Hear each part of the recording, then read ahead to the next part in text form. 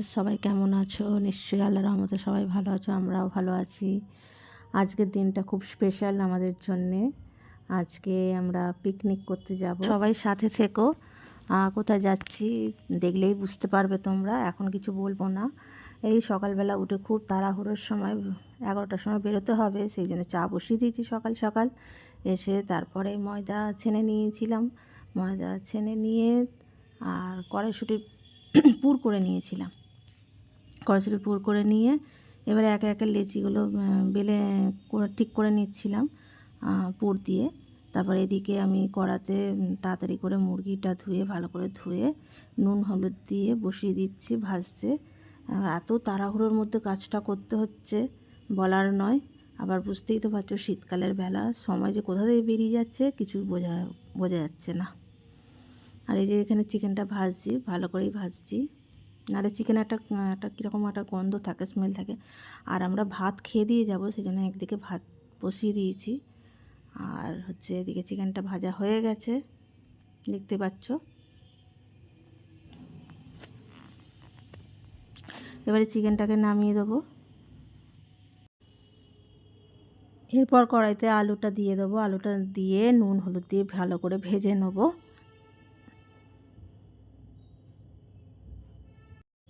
আলুটা ভাজা হয়ে গেছে, একে একে করে তুলে নেবো। দেখুন ভালো করে ভেজে নিয়েছি।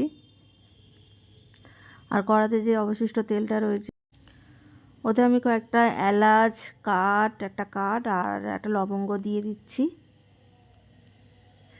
দিয়ে একটুখানি নাড়াচাড়া করে নেবো। নাড়াচাড়া করে এবার পেঁয়াজটা দিয়ে দেবো।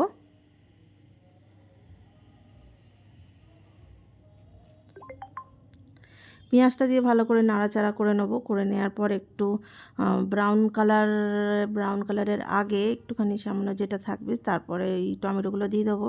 একটা টমেটো কুচি দিয়ে দিচ্ছি এখানে। একটা টমেটো কুচি দেওয়ার পর একটুখানি নাড়াচাড়া করে নেবো। নাড়াচাড়া করে নিয়ে এই যে মিক্সচারে আদা রসুন আর হচ্ছে একটুখানি জিরে মরিচ বেটে নিয়েছিলাম, আর ওটাকে আমি দিয়ে দিচ্ছি। ভালো করে মশলাটাকে কষাতে হবে। আর এরই মধ্যে আমি হলুদ গুঁড়ো দিয়ে দিচ্ছি 2 চামচ হলুদ গুঁড়ো, আর একটুখানি এই হাফ চামচ মতো হচ্ছে লঙ্কার গুঁড়ো,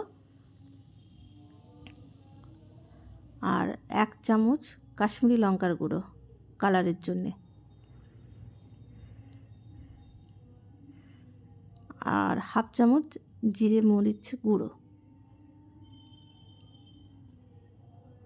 প্রথমটা বাটা দিয়েছিলাম জিরে মরিচ বাটা, কাঁচা জিরে মরিচ বাটা দিলে একটু খুশবু টাইপের লাগে মুরগি গোশে। যে কোনো গোশে কাঁচা জিরে মরিচ দিলেই ভালো লাগে, টেস্টটা আরও দ্বিগুণ হয়ে যায়। তারপরে এই মশলাটাকে ভালো করে আমি কষে নেবো। কষে নেওয়া হয়ে গেছে, দেখুন ভালো করে কষে নেওয়া হয়ে গেছে। এরপরে আমি ভেজে রাখা মুরগিটা আর আলুটা একসঙ্গে দিয়ে দেবো, দিয়ে কড়াতে ভালো করে কষে নেবো।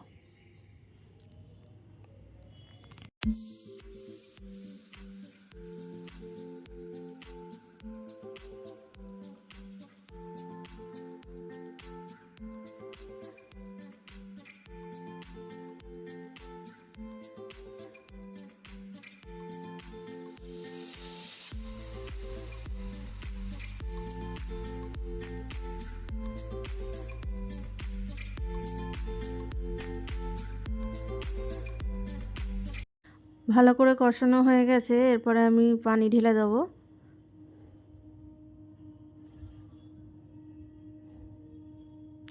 পানি ঢেলে নিয়ে এরপরে আমি ওই কড়াতে একটু চাপ মতো হয়ে গেছে, ওইটা এবারে হাঁড়িতে ঢেলে নেব।